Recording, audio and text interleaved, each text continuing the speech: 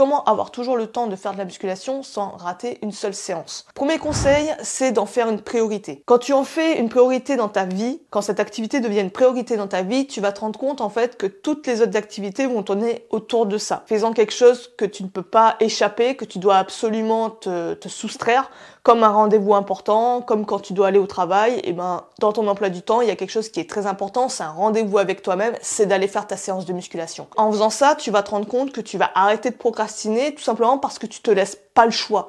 C'est quelque chose que tu dois faire et c'est inscrit dans ton emploi du temps, tu peux pas y déroger. C'est obligé, c'est obligatoire. Deuxième conseil, s'en débarrasser le plus vite possible. Quand tu vas t'entraîner, quand l'entraînement est une tâche qui va prendre en fait de la charge mentale dans ton esprit tout au long de ta journée, mieux vaut s'en débarrasser le plus vite possible pour créer de l'espace. Tu ne sors pas en fait d'une journée de travail, tu as toute ton énergie, donc tu vas pouvoir mettre toute ton énergie dans ta séance. Souvent les personnes qui s'entraînent le matin sont pleines d'énergie, ça les réveille, ça les met dans de bonnes conditions pour continuer le reste de la journée. Troisième conseil, apprendre à bien sélectionner ses exercices dans le but d'être efficient. Quand je te parle de bien sélectionner ces exercices, je te parle de choisir, de sélectionner des exercices qui vont te permettre de gagner du temps. Comment? En choisissant des exercices qui sont polyarticulaires, qui vont travailler plusieurs groupes musculaires à la fois. Tu vas pas passer comme ça plusieurs heures à travailler en isolation, un muscle après un muscle, tu gagnes du temps. Choisir des exercices qui sont efficaces, qui ont fait leurs preuves, les basiques en fait. Donc si par exemple on pense à de la charge, ça va être des exercices comme le squat, comme le développé couché, comme le deadlift, tous ces exercices qui n'ont plus à faire leurs preuves et qui sont clairement efficaces pour travailler le corps dans leur globalité. En faisant ça, tu vas sélectionner peu d'exercices. En général, moi, quand je fais une séance, je choisis entre 3 et 6 exercices, mais je vais vraiment taper fort sur ces exercices-là, mettre de l'intensité.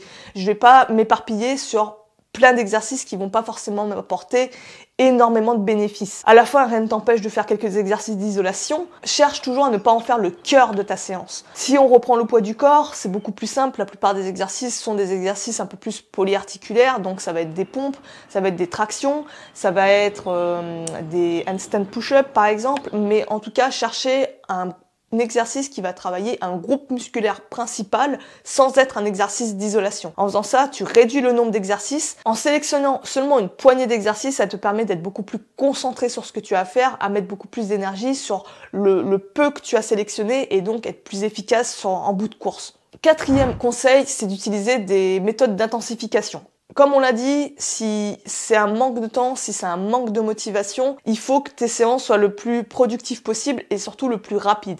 Et un moyen de rendre ces séances le plus productives, de travailler le plus dur possible, c'est de rajouter des méthodes d'intensification. C'est-à-dire que quand tu vas faire une série, essaie vraiment d'aller le plus proche possible de l'échec. Si ton objectif c'est l'hypertrophie musculaire, essaie d'aller le plus proche possible de l'échec et éventuellement, si tu veux encore rajouter de l'intensité, rajouter de la difficulté sur cet exercice-là, de peut-être rajouter un drop set, c'est-à-dire de diminuer au fur et à mesure la charge ou la difficulté de l'exercice jusqu'à arriver encore une fois à l'échec et recommencer comme ça peut-être 3-4 fois.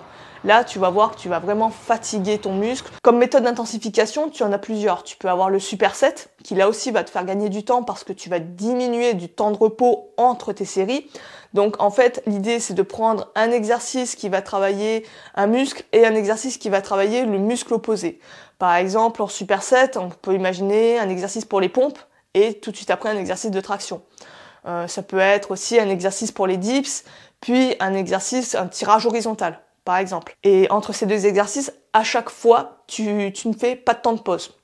Donc c'est comme un mini-circuit que tu vas répéter pendant X fois et comme ça tu vas gagner énormément de temps. Tu peux aussi utiliser le circuit, c'est-à-dire que là au lieu de faire comme au superset avec 2 exercices, tu peux le faire avec 3-4 exercices qui travaillent différents muscles, voire même qui travaillent le même muscle également. Tu peux aussi avoir une méthode d'intensification qui se concentre sur un seul muscle, pourquoi pas.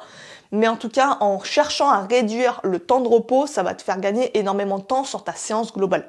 Le but, c'est de se dire que sa séance ne va pas durer 1000 ans et qu'on n'aura pas à procrastiner parce qu'on a la flemme d'y aller, qu'on n'a pas envie d'y passer 1 heure à s'entraîner. Dernier conseil, se mettre cher en 15 minutes. Là aussi, on va chercher à réduire le plus possible le temps d'entraînement pour ne plus avoir cette barrière, cette friction et ne plus avoir à procrastiner. Et pour ça, je t'ai fait un petit PDF où je t'explique comment arriver à s'entraîner intensément en 15 minutes. C'est en description, c'est gratuit, n'hésite vraiment pas. Dedans, je vais te donner différents conseils pour arriver à vraiment réduire le plus possible le temps de travail, mais sans réduire forcément l'intensité. Comme ça, à la fin de la journée, tu vas ressentir cette sensation d'accomplissement. Tu vas pas avoir cette culpabilité de ne pas avoir fait ta séance. Tu n'auras plus d'excuses. Tu pourras t'entraîner même en très peu de temps. Donc n'hésite pas, le lien est en description. Ça sera le premier lien. Tu as juste à mettre ton adresse mail et ton prénom et à télécharger le PDF et tu pourras vraiment t'entraîner à tout moment. Sur ce, moi je vais te laisser là-dessus. Je te dis à la prochaine. Prends soin de toi. À plus.